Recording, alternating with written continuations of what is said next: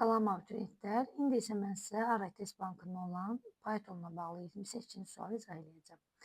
Sualda deyil, x və y iki rəqəmli natural ədəd girişə verilib, çıxışa o 363.636 dəyəri çıxışa verilib. Girişə verilə biləcək x və y qiymətlərinin hasilinin ən böyük qiymətini istəyir.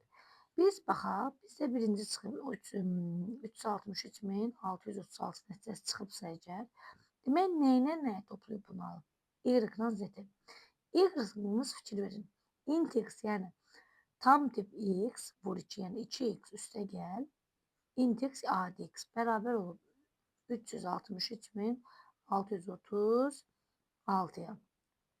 Burada x-ımız bərabər olur 121.000. Y-ımız bərabər olur, burada səhv yazdım. 121.212-yə. 121.212-yə bərabər olur. Burada olur 212. 121.212-yə bərabər olur. Sonra burada baxaq. Demək, bu aldığımız nəticə nəyindir? Bu x-in nəticəsi. Yəni, bu x-ımız demək olub 12, 12, 12. Yazdıq.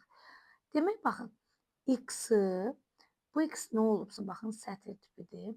Vurub, bu sətr tip y-ın tam tipə çevirir və bölüb onu. Bizə ən böyük deyilsə, demək, bizim x-ımız burada nə olub? Avtomatik bilirik ki, demək, dırnaqda 12 olub. Baxın, sətr tipdir də, düzdür? Demək, 100% 12 olub.